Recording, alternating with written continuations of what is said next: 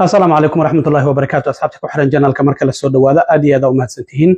maanta waa khamiis waana 21 bisha 8 Agoosto sanadka 2025 muuqaalkan waxaan rabaa inaan idin kula wadaago ninkii Hindiga ahaa ee 12 bishan wadada highwayga gobolka Florida intuu isku dayay inuu U-turn ku sameeyo ama uu ku kala wareego in gaari kale oo ku socday wadada uu trailehiisi bartamaha ka galay saddex qofna ay ku geeriyoodeen ninkaasi baaritaan lagu sameeyay waxyaabaha ka soo baxay oo ay kamid tahay luqadda Ingiriiska inuu san aqoonin iyo waliba iyadoo maxkamad la soo taagay ayaan idin la wadaagaya maxaa ka soo baxay baaritaankii ninkaasi lagu sameeyay sidoo kale gobolka Texas waxa ay shalay galinkii dambe ay meel mariyeen sharcigii muranka dhaliyay ee dib u calaameynta qaar kamid ah degmooyinka xubno dimuqraadi ah looga soo dooran jiray aqalka wakiilada ee Congress-ka Mareykanka iyadoo sanadkana la filayo maanta inay ansixiyaan bari oo jimcaana gudoomiyaha gobolka loo geeyo si uu u saxiixo waxa sii kordhaya dhinaca California hanjabaadaha gudoomiyaha gobolkaasi ka soo baxaya Trump oo soo dhaweeyay ansixinta ay baarlamaanka aqalka wakiilada ee gobolka Texas ay sharcigaasi meel mariyeen Obama oo midka California taageeray iyo sidoo kalena qaabka gobolka California iyaguna ay maanta ugu codeynayaan sharciga dhankooda ay shan xubnood oo Republican ay doonayaan inay dimuqraadi ay u bedelaana waan idin la wadaagaya balse marka hore maalin ka hor waxaan idin la wadaagay ninkii Hindiga ahaa ee magaciisu ahaa Harjeet Singh oo isagoo gaari taraaga wada waliba dhinaca passenger-kana qof kale uu saaran yahay isagoo waliba lesson CDL wata ama class A oo gawaarida waaweyn ee taraagyada lagu kaxeeyo in gobolka Florida uu isku dayay wada highway ah in meel aan loogu talagelin oo loogu talagalay ogolaya booliska iyo kooxaha gurmadka degdega ah iyo dabdamiska official use ayaa la yiraahdaa in ay isticmaalaan inuu isku dayay inuu U-turn ku sameeyo ama uu ku kala wareego gaari wadada dhinaca kale ku socday oo speed ku socdayna oo trailehiisi bartamaha ka galay saddex qofna ay halkaasi ku geeriyoodeen shilkaasi wuxuu dhacay 12 bishan 14kiiba baaritaan ayaa ninkaasi lagu bilaabay hay'adda dhinaca federaalka gaadiidka u qaabilsan oo la yiraahdo Federal Motor Carrier Safety Administration-ka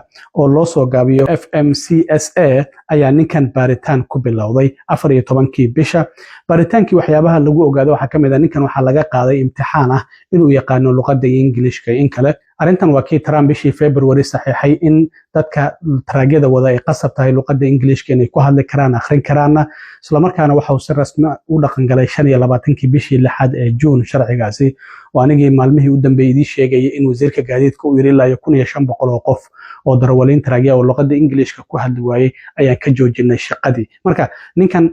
waxa laga waxyaabihii ugu horeeyay oo la weydiiyay waxa ay interview in laga qaado oo dhinaca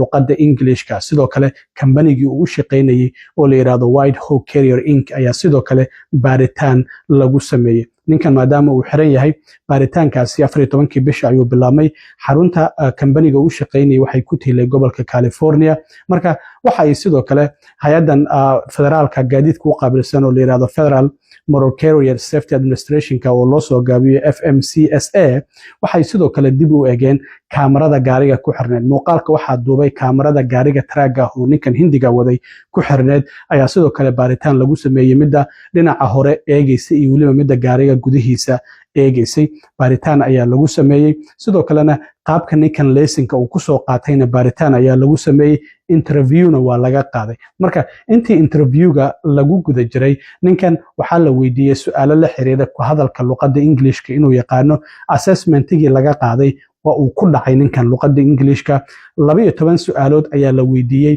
oo verbal oo afka laga weydiinayay 2 su'aalood oo kaliya ayuu ka jawaabay 10na waa uu ka jawaabi waayay sidoo kale waxa la weydiiyay calaamadaha wadooyinka highway-ga ku yaalo oo la yiraahdo highway traffic signs-ka ayaa la weydiiyay 4 su'aalood ayaa la weydiiyay marka hal xabo oo kaliya ayuu gartay calaamadihii la weydiiyay qofka taraaga wadaya waxa qasab ah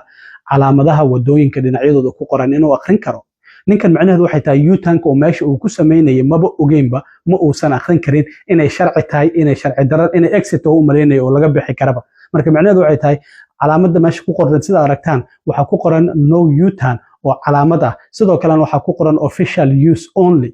sida darteed maba uusan akhrin karinba marka waxa halkaas ku qoran taasi ayaa sababtay shilkan inuu dhaco isla markaana ninkan uu sidaasi uu saddexda qof uu ku dilo. Marka DOT waxa ay soo bandhigeen waxyaabihii ay heleen sida baaritaankii ay samaysay hay'adan dhinaca gaadiidka dowladda federaalka u qaabilsan oo la yiraahdo FMCSA. baaritaankooda ayay arrimahaasi ay ku soo bandhigeen. waxyaabaha kale oo ay ogaadeen waxaa ka mid ah ninkan waxaa la ogaaday 15 bishii July ee sanadkii 2023 gobolka Washington State inay u soo saareen laysinka oo CDL-ka oo class A-ga oo uu ku wadan karo oo full ah in gobolka Washington State looga soo saaray. baaritaanka ayaa lagu ogaaday. waxaa sidoo kale lagu ogaaday in dadka magangelyo doonka ah waliba shakhsiyaadka ah isla markaana aan si sharci ah wadanka aan ku joogin inaysan xaq u lahayn laysinka noocaasi oo kala ah in ay helaan. sidoo kalena bishii July 23 sanadkii 2024 ayaa mar kale waxay u soo saareen in laysin oo xadidan oo dadka aan wadanka dekanayn ay ku wadi karaan gawaarida taraagyada ah. marka waxay eegayaan in wadooyinkii sharciga ah ee sharciga federaalka iyadoo la raacayo ninkan in loo soo saaray laysinkan. sidoo kalena July 3 sanadkan 2025 waa bishii 7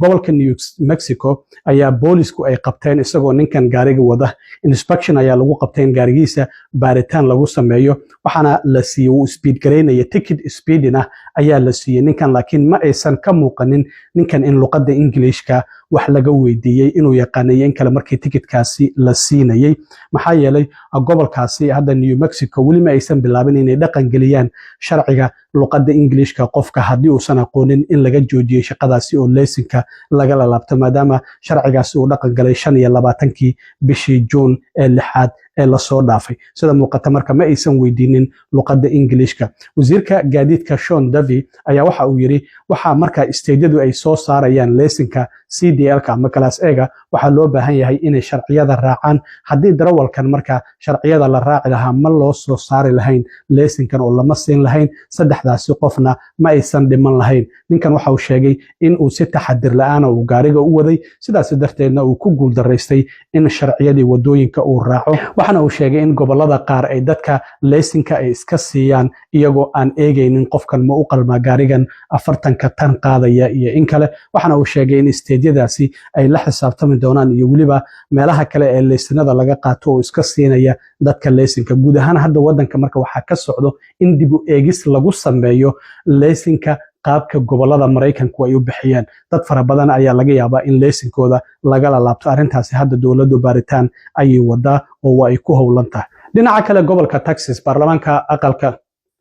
aqalka wakiilada ee baarlamaanka ee gobolka Texas ayaa shalay gelinkii dambe waxa ay meel mariyeen sharcigii muranka dhaliyay ee House Bill 4 oo dib u calaameyn loogu sameeyay qaar ka mid ah degmooyinka xubno dimuqraadi ah oo 5 ah looga soo dooran jiray aqalka wakiilada ee Congress-ka Mareykanka, isla markaana ay doonayaan 5 xubnood oo dheeriya in ay helaan. Republicanku markii hore 25 Republicana ayaa laga soo dooran jiray gobolka Texas oo aqalka wakiilada ee Congress-ka Mareykanka loo soo dooran jiray, 13 dimuqraadi ayaa hadda marka waxay doonayaan Republicanku in ay 30 helaan, dimuqraadiyiintana 8 oo kaliya ayaa u soo haraysa. shalay marka sharcigan House Bill 4 waxa uu codeeyay 88 xubnood, Republicanka dhammaantoodba waa 88, dimuqraadiyiintuna 62 ayay ahayd, marka 52 ayaa diiday,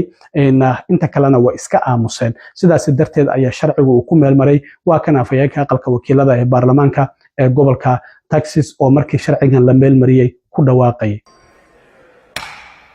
88 ayes and 52 nays. House Bill 4 is finally passed. dimuqraadiyiintu sharcigan iyagoo jooga ayaa la meel marin kara, laakiin markii ay ka tageen oo 18 maalmood ay gobolada New York iyo sidoo kalena Illinois iyo Massachusetts ay aadeen, macnaheedu waxa ahayd inay quorum u diidaan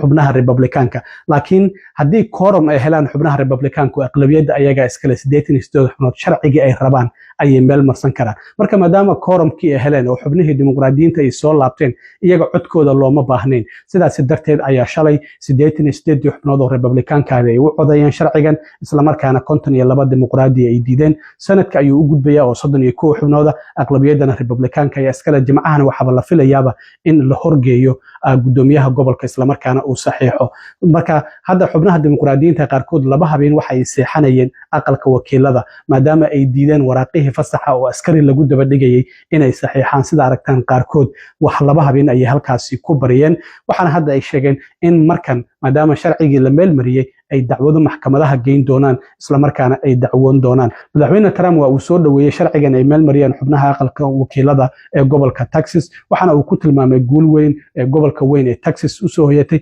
waxaana uu sheegay hadda wax kasta oo aan u baahnayn waa la meel mariyay. 4 xubnood oo Republicanana waxa ay noqon doonaan dhankeena oo Republicanka ay ku soo beeri doonaan isla markaana waxa ay badbaadin doonaan xuquuqdeena. Sidoo kalena gobolka California iyadana waa ay ka socotaa. Gudoomiyaha gobolka California waxa uu bartiisa X ku soo qoray it is on Texas. Arrintan Texas ayaa bilowday, annaguna waan sii wadaynaa. Gudoomiyaha gobolka New York Kathy Hochul waxay tiri game on, ciyaartu waa ay bilaabatay. Obama waa uu soo dhaweeyay, waxa uu sheegay in gobolka California arrinta ay wadaan iyaduna ay tahay mid Texas ay sameeyeen problemka waqtigii loogu talagalay ay hadda ay ku soo beegantay, iyaguna waa ay xalinayaan. Marka dhinaca California sidaad ogtihiin 43 xubnood ayaa dimuqraadiyiinta laga soo dooran jiray, 9na Republican ayay ahaayeen. Hadda marka sida ay doonayaan dimuqraadiyiinta iyaguna waxay tahay in 48 ay ka dhigaan oo 5 ay ku darsadaan, Republicankana ay u soo harto oo kaliya 4 xubnood. Sidaasi ayay noqonaysaa. Maanta ayaana aqalka baarlamaanka aqalka wakiilada ee gobolka California iyaguna